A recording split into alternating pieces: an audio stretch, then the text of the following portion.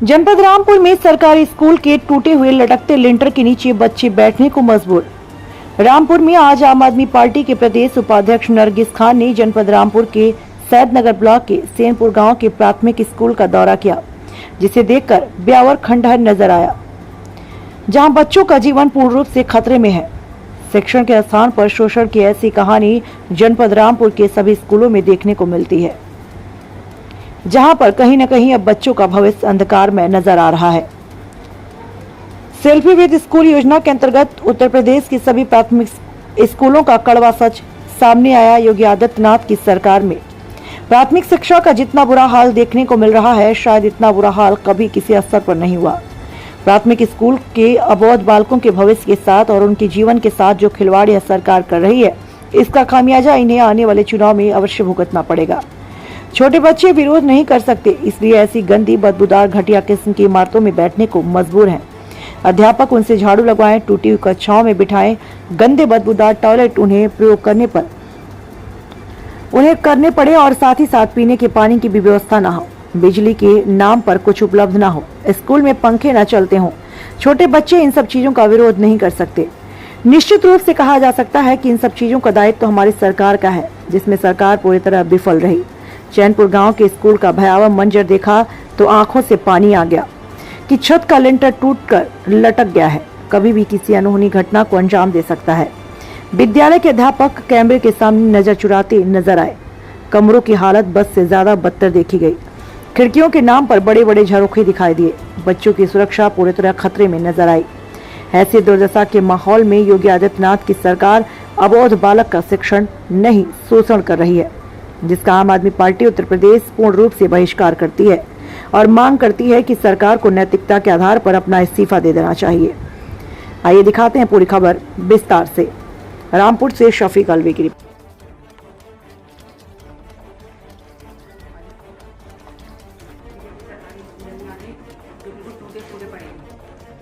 बच्चों के पास ना फर्नीचर है, ना बुक्स हैं, ना ही यूनिफॉर्म है, इनके पास कुछ नहीं है। ये है यहाँ पे सरकारी स्कूल, जिनकी दीवारें टूटी पड़ी हैं। और उत्तर प्रदेश की सरकार 75वां आज़ादी का अमृत महोत्सव मना रही है। क्या इसे ही आज़ादी कहेंगे?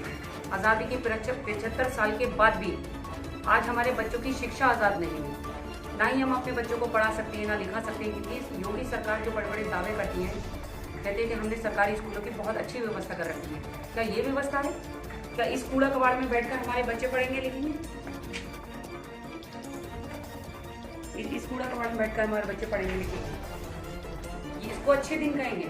ये है अच्छे दिन योगी सरकार के, मोदी सरकार के? ये दावे करते हैं अच्छे दिन के, ये अच्छे दिन नहीं है।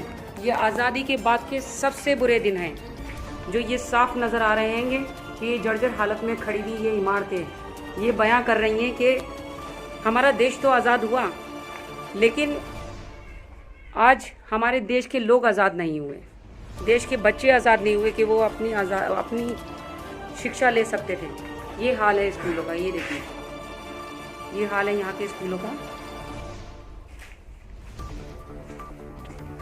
आखिर जनता के टैक्स का पैसा है, कहाँ है ये टैक्स का पैसा? किसकी जेबों में जा रहेगा? हर गरीब आदमी, छोटे से छोटा इंसान जो है टैक्स का पैसा अपना हर चीज़ पे टैक्स देता है, और यही टैक्स का पैसा देश के विकास में खर्च होता है।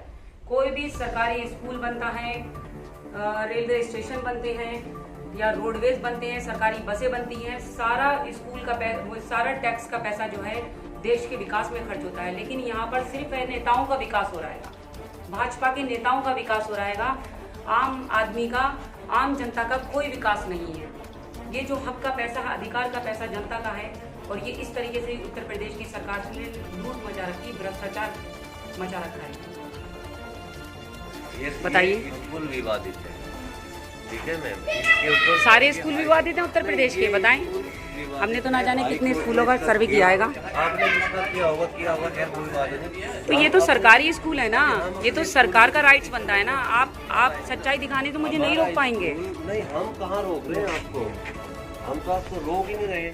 सच्चाई दिखाने से सर आप मुझे नहीं रोक पाएंगे, क्योंकि हर उत्तर प्रदेश का हर एक स्कूल की यही हालत है। मैम ये समझिए, यही हालत है। हाई कोर्ट के मैं इस बार अजयपुर गांव गई मैं, वहाँ पर भी बहुत बुरी कंडीशन में स्कूल, वहाँ का तो टॉयलेट भी बच्चों से साफ किया जा रहा था। नहीं वो तो खैर चलो हम ताज का मजरा रामपुर के स्कूल गए, वहाँ पर जानवर थे और मिड डे मील में बच्चों को इतना बुरा खाना दिया जा रहा था कि लंबे लंबे उसमें कीड़े निकले। वहाँ के लोगों ने मुझे कुछ बताया।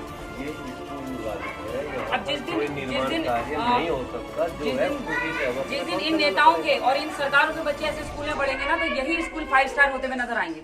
तो वो दिल्ली के स्कूल देखिए, आम आदमी पार्टी के जाके इतने हाई क्लास के स्कूल बनाए गए, स्विमिंग पूल, कंप्यूटर क्लास से लेकर हर चीज बच्चों को मुहैया कराई गई। भाई सब में हो सकता है मुमकिन, सब में मुमकिन हो सकता है, नामुमकिन कुछ भी नहीं है। बस नियत ईमानदार आपकी होनी चाहिए, सोच नेक होनी चाहिए। ये हमारे तो टैक्स का पैसा है जो देश के विकास में खर्च होता है।